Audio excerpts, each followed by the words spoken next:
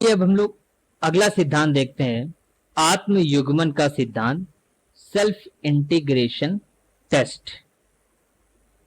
देखिए, इस सिद्धांत में बताया गया कि जब कोई व्यक्ति लंबी बीमारी के कारण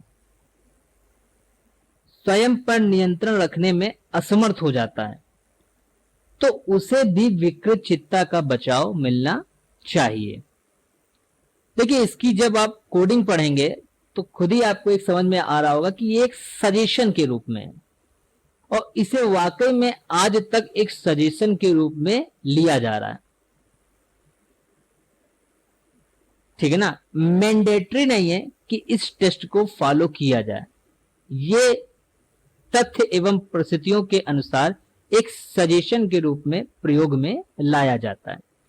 ठीक है ना, इसको आज तक बचाव के तर्क के रूप में स्वीकार नहीं किया गया, इसे केवल और केवल आज तक एक सजेशन के रूप में प्रयोग किया गया।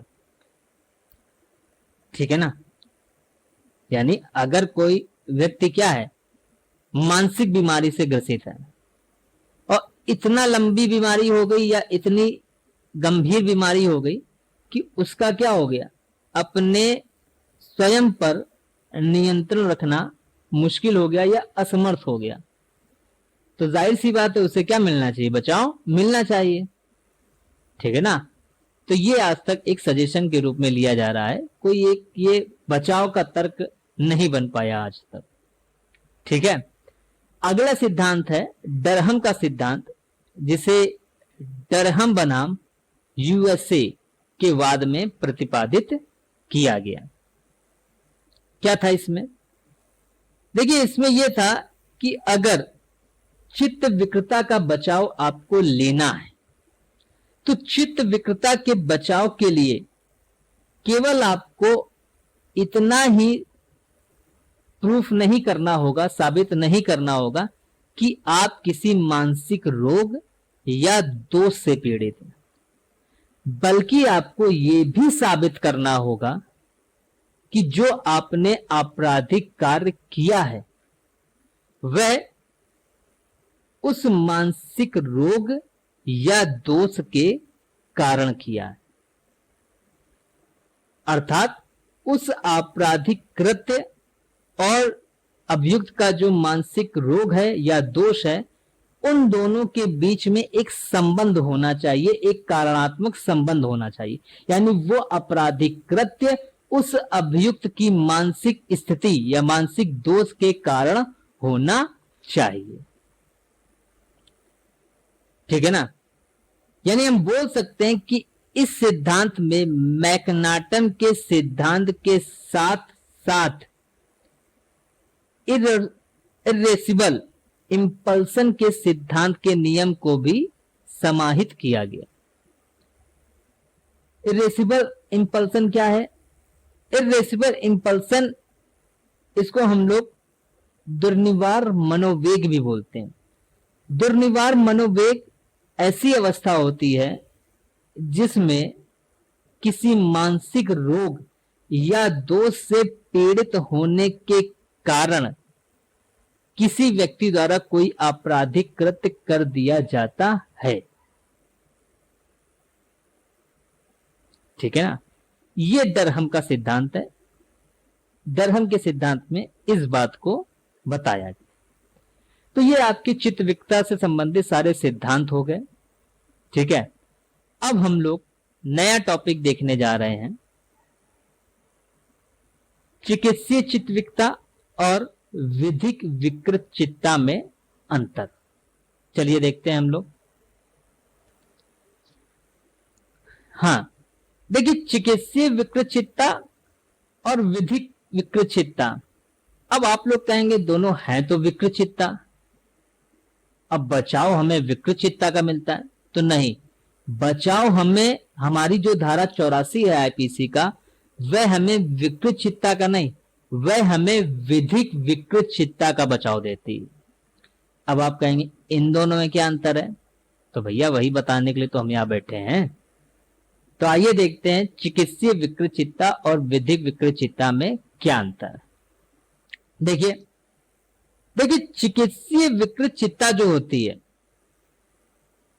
वो भी एक मानसिक असमर्थता होती है, लेकिन ये जो मानसिक असमर्थता होती है ये उस व्यक्ति को कार्य की प्रकृति और परिणाम को जानने में असमर्थ नहीं मानती है। जबकि विधिक विकृतचित्ता में जो मानसिक असमर्थता होती है वो अभियुक्त को उस कार्य की प्रकृति और परिणाम को जानने में असमर्थ मानती है। नहीं समझ में आया? चलिए एक उदाहरण देखते हैं हम लोग, ठीक है। जैसे मान लीजिए आप क्या हैं, आप नहीं, सॉरी, कोई भी ना हो, भगवान करे ऐसा। जैसे मान लीजिए एक व्यक्ति है, ठीक है, और वो एक लंबी बीमारी से क्या हो गया, ग्रसित है। अब लंबी बीमारी से ग्रसित होने के कारण वो क्या हो गया, डिप्रेशन में चला गया और हताश सा रहने लगा। मतलब वो ऐसे बार बार दिन भर ये सोचने लगा कि वो क्या है, उसकी जिंदगी बेकार है, वो कुछ नहीं कर पाया, फलाना ढिमका। तो उसने सोचा कि ऐसा है, हम सुसाइड कर लेते हैं, ठीक है। सुसाइड कर लेंगे तो हमें हमारे झंझटों से क्या मिल जाएगा, छुटकारा मिल जाएगा, उसका ऐसा सोचना है। तो देखिए अब ये यहां पर क्या है, विकृचित है। विकृचित कैसे है, एक लंबी बीमारी के चलते वो क्या हो गया, डिप्रेशन में आ गया। तो यहां विकृचितता उसका क्या है, डिप्रेशन है। अब डिप्रेशन में वो जरूर है, लेकिन वो क्या सोच रहा है, वो आत्महत्या का यानी सुसाइड करने का सोच रहा है। अब जब वो सुसाइड करने का सोच रहा है तो वो कार्य की प्रकृति को भी जानता है, यानी वो क्या करने जा रहा है, सुसाइड करने जा रहा है, और उसका वो परिणाम यानी कार्य का परिणाम भी जानता है। यानी जानता है वो यहां पर कि अगर हम सुसाइड कर लेंगे तो हमें हमारे झंझटों से क्या मिल जाएगा, छुटकारा मिल जाएगा। तो ये हो गई आपकी चिकित्सीय विकृतचित्ता। अब विधिक विकृतचित्ता क्या है, विधिक विकृतचित्ता में वह व्यक्ति कार्य की प्रकृति और परिणाम को जानने में क्या होता है, असमर्थ होता है। कैसे, चलिए उसका भी एक उदाहरण देखते हैं। जैसे मान लीजिए ये ए है और ये एक पागल व्यक्ति है, ठीक है, ठीक है। अब इसके सामने एक बंदूक रखी है, ठीक है, और वो नहीं जानता कि जब पागल है तो जानेगा क्या, ठीक है। अब वो नहीं जानता कि इस बंदूक में गोली है और इस बंदूक को चलाने से क्या होता है, ठीक है।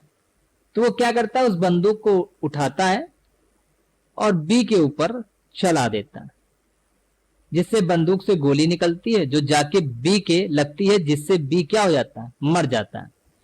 तो अब यहां पर देखिए क्या है, एक ऐसा है, पागल है, ठीक है, विकृचित है। क्या ए यहां पर कार्य की प्रकृति को जानता था? क्या ए को पता है यहां पर कि ये बंदूक है और बंदूक से क्या होता है? तो नहीं जानता, ठीक है। और क्या वो कार्य के परिणाम को भी जानता था? तो क्या ए जानता था अगर हम बंदूक चलाएंगे तो उससे क्या होता है, कोई मर जाता है?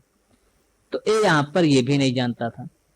तो यहां पर ए कार्य की प्रकृति और परिणाम को जानने में क्या है, असमर्थ है।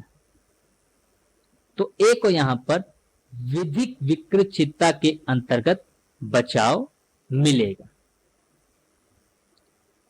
ठीक है। इसे हम लोग आगे भी कंटिन्यू करेंगे क्योंकि अच्छा टॉपिक है ये। धन्यवाद।